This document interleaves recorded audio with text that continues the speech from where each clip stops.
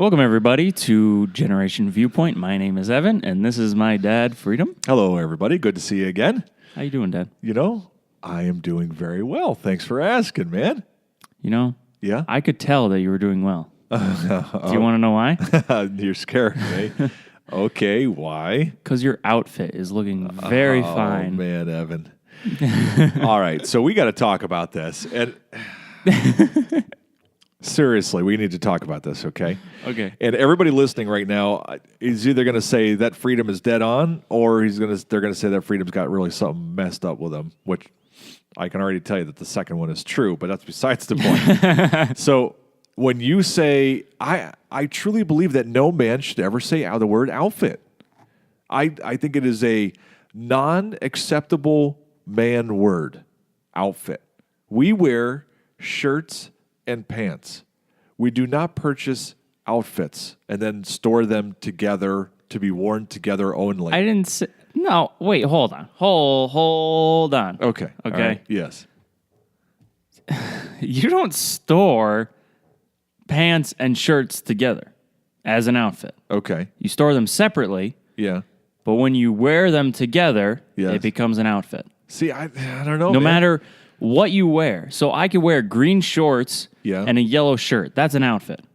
It's not a good outfit, Yeah. but it's an outfit. I just don't see it, man. But outfit is just a word. I think outfit is more for small children and women. I think they buy outfits. I think See- I go to the store when I have never in my life gone to the store looking for an outfit or said to a person who works in the store and they said, "Can I help you?" And I'd be like, "Yeah, I'm looking for a really nice outfit." I would never say those words. You know how you won't say the word groovy? Yeah. I will never ask somebody to help me because I need to pick out an outfit. It won't happen. I've never asked someone to help me pick out an outfit either. I need a pair of pants and I need a shirt. That's what I need. And they live separately. They never combine to make an outfit, ever. But they do. No. What no. you're wearing right now is and it matches. This is not an outfit. This is Everyone- two pieces okay. of clothing. We need to help my dad, okay? What are you going to help me with? I got a shirt and he pants is going crazy right now, and he's in denial because his outfit... My shirt? First, it matches... It's supposed to match. That's the definition of an outfit. Absolutely not. That is buying a pair of pants and a shirt that go together. That's it. That you can be worn together. Just like your shoes and your belt should be the same color. That's not an outfit. It's just that's what you're supposed to do. Definition of an outfit. Oh, again with the definitions. Okay. A set of clothes worn together. Wrong. Correct. It's right here. That is, but word used by small children and moms or wives. No. Yes. No. I'm telling you. No, it ain't happening. Sorry, I'm not wearing an outfit. I'm wearing a shirt and pants. You know what? You guys got to let our listeners. They have to let me know. Am I completely lost on this, or this is a Facebook? All right, I'm making a note right now because we're gonna have to do a Facebook poll on this.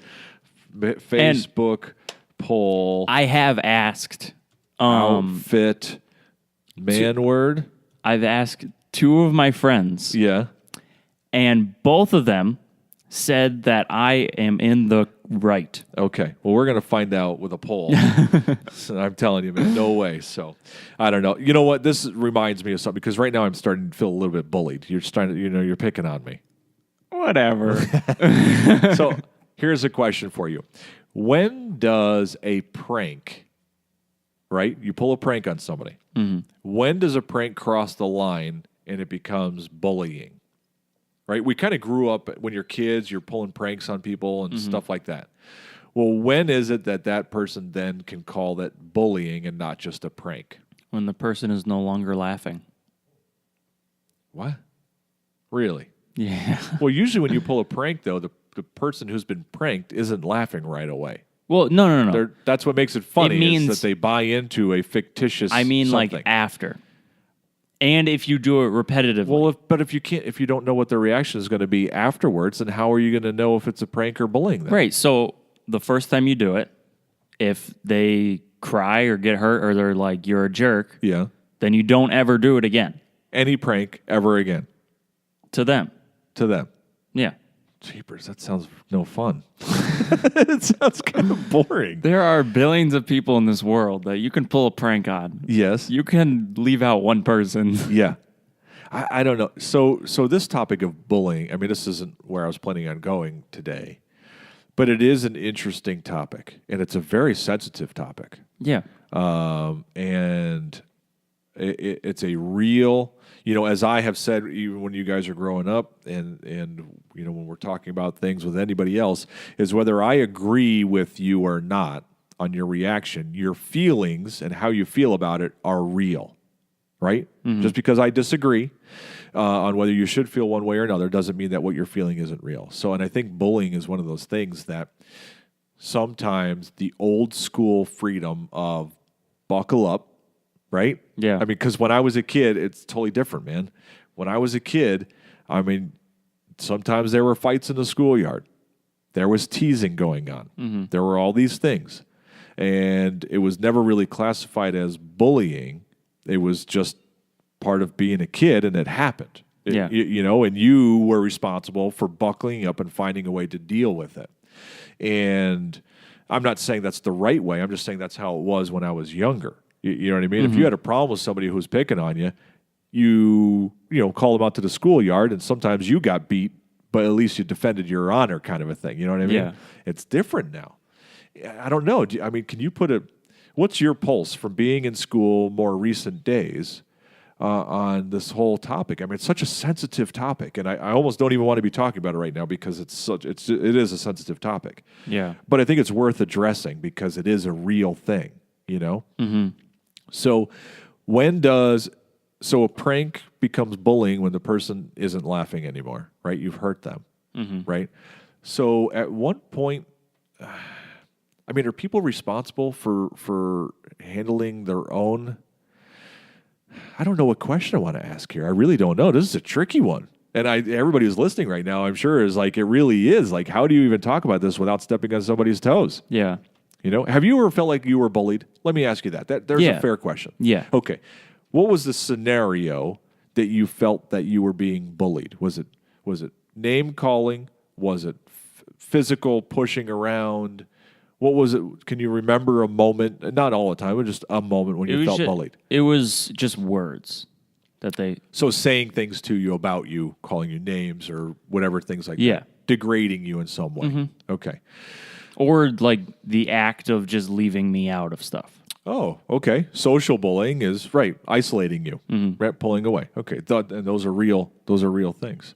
So, at what point did you at any time wish that I had stepped in with my old school mentality of, you really need to take ownership and buckle up and kind of go through this. I know what you're going through, but right? Well, you have. Okay. Because I've come to you and Mom before. Yeah. And I've told you mm-hmm. the things that were going on. Yes. And you were just like, oh, you're not being bullied. Yeah. Like, just go. Yeah. And I'd be like... But I feel bad. I am being bullied. Like, I know for a fact I'm being bullied. Yeah. And, like, you're just being like, you're not being bullied. So do you think that I handled that incorrectly then? This is great. Now we can talk about something that's real because this is about you and me. Do you think that I mishandled a moment in your life when you were feeling you were being bullied? I think you did. Okay. Just not necessarily the after, like the effects of what happened after that, but because of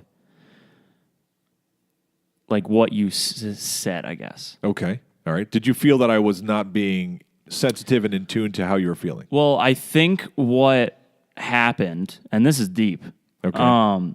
When you said that, I think I kind of took it as my feelings aren't real.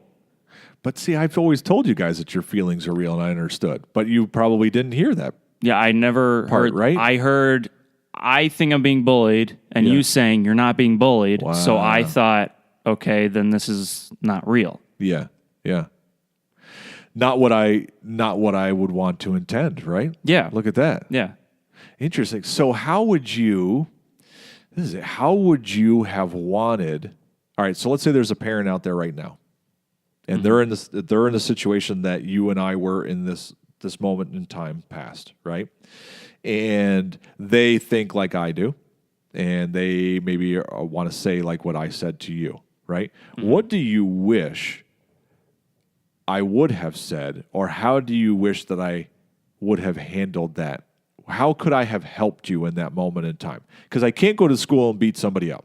No, yeah. So what could I have done that would have helped you in that situation when you were looking for help? I don't know.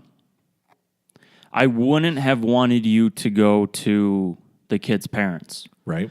Because then the kid's parents would either take it as a joke and whatever. Sure. Or they would go and tell their kids. Right. And the kids would come to me. They just do it worse. Yeah. Yeah. And make fun of me because I went and told my parents. So right now you're sitting at a table, and when one of the parents that one of our listeners and viewers is sitting here, and they say, Evan, I heard the podcast and I heard what you went through, and one of my kids is going through the same thing.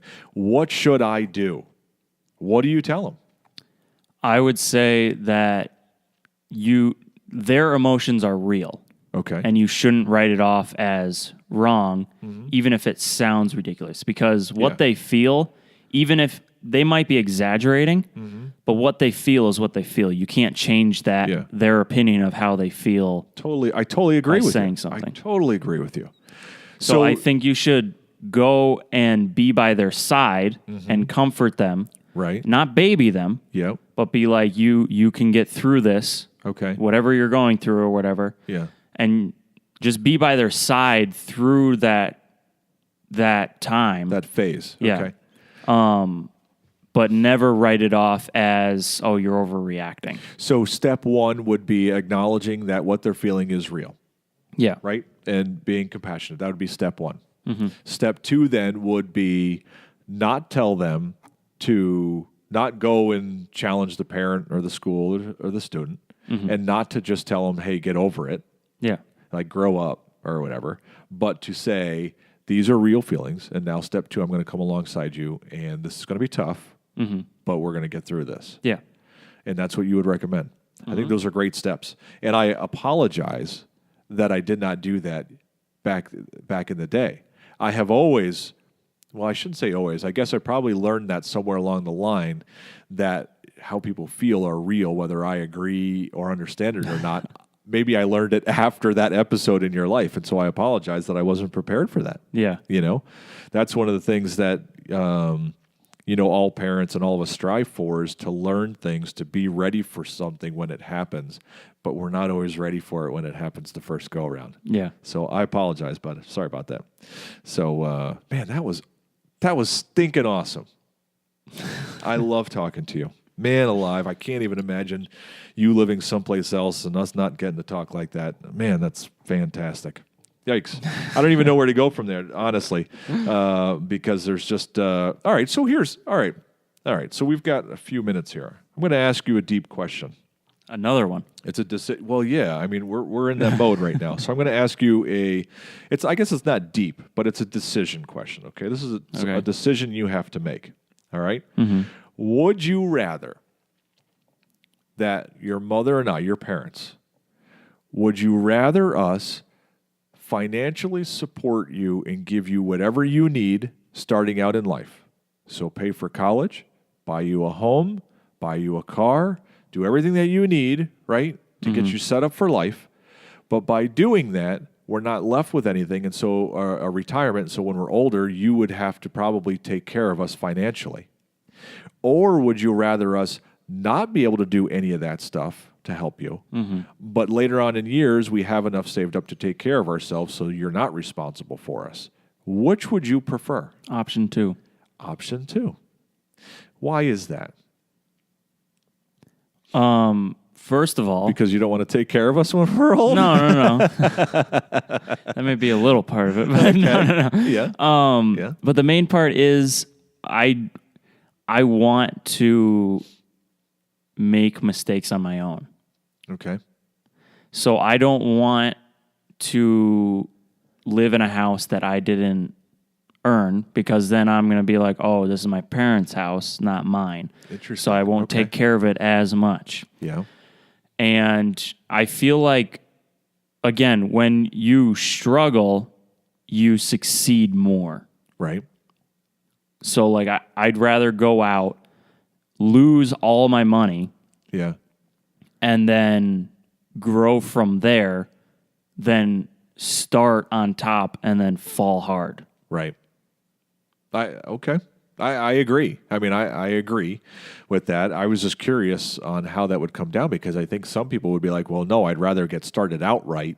And then later, hopefully I can, help take care of you when you need to and things like that. Plus, I always love the story of someone coming from a horrible past into something great. Yeah. So I feel like I want that kind, not necessarily all of the horribleness, Right. but like I would feel like coming from nothing, growing into something. The thrill of victory is the story that I would like. This goes back to an Andy Rooney quote that we put in one of our episodes about hilltop experiences and that the happiness is in the climb. Da, da, da, da, da. Perfect example right here. The climb is where the happiness is, not in sitting in the hilltop. I don't know why you keep doing that. Andy Rooney was a pretty cool cat, man. So, but this question is one that when you get older and you start thinking about having kids, or you do have kids, right? You start thinking about, all right, I have X amount of dollars. I only have this much. Do I use this money to put into a college fund or to buy my child, my son or daughter, a car or whatever, or do I put this into a retirement fund so that I have money to take care of myself when I get older, right? You start having to making these decisions. And so that's why I was wondering, from your point of view, as the child at this point in time, which would you prefer? That's why I was asking you that question. Because you'll see down the road, you'll make that choice one day. You'll have a little bit of money, and you'll be like, where do I put this? And we all do that because we got to make options, or choices, I mean, so. But anyways, just so you know, Andy Rooney did say, in closing to another great episode, he said, I have learned that when you harbor bitterness, happiness will dock elsewhere. True. Of course it's true. Andy Rooney said it. Anyways, that'll wrap up another great episode. Ev, thank you for your honesty on that. And I really hope that the conversation that we just had and where I failed, right? Yeah. And a real thing, I really hope that conversation helps people who are listening and watching right now and maybe in a predicament or situation that they're in. That was fantastic. Thank you for that. So, yeah. But in the meanwhile, everybody have a fantastic week. We love it that you join us on a regular basis. And we just, hopefully, you're getting as much out of this as we are. So have a great week. See ya. Remember, we're on iTunes and Stitcher, and as always, thanks for being awesome.